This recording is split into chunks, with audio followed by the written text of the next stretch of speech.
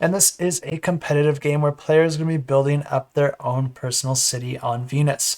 Each player is going to have their own personal player board, which represents the city, and there's going to be different regions on it representing its shield, its food supply, its air supply, its mining capabilities, as well as its science.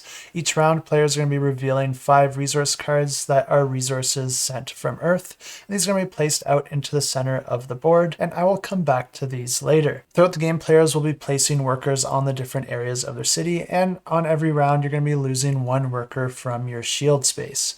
Players will then have the opportunity to grow their population, and the way that the population works is that you have a food area on your board and you have an air area of the board, and whichever of those areas have the least amount of workers, that is the amount of workers that you are going to grow in your population. So you want to try and grow both those areas as evenly as possible. When a player's population grows, you'll be placing those new workers onto your board as well, and you'll be able to decide where you want those to go. At this point in the game, players will have the option to discard any of the workers that they currently have in the mining area of their board. And whenever you discard a worker from that location, you'll be able to roll a die and then gain an amount of resources based on that specific die roll. And it's at this point in the game where those resource cards come back into play, because players will be taking turns drafting those from the shared pool. But in order to take those cards, there's going to be a few requirements that you have to meet.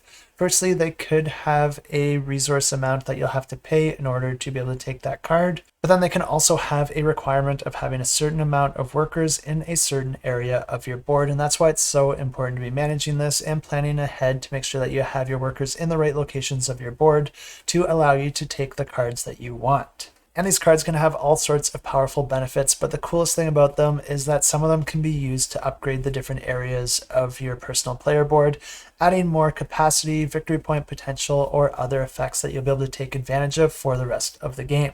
And the game continues like this, with players upgrading their population, gaining more resources and minerals, and then grabbing those resource cards and upgrading their ship for varying effects. And the player with the most victory points from their various upgrades, from their total population and number of acquired minerals, is going to be the player that wins the game.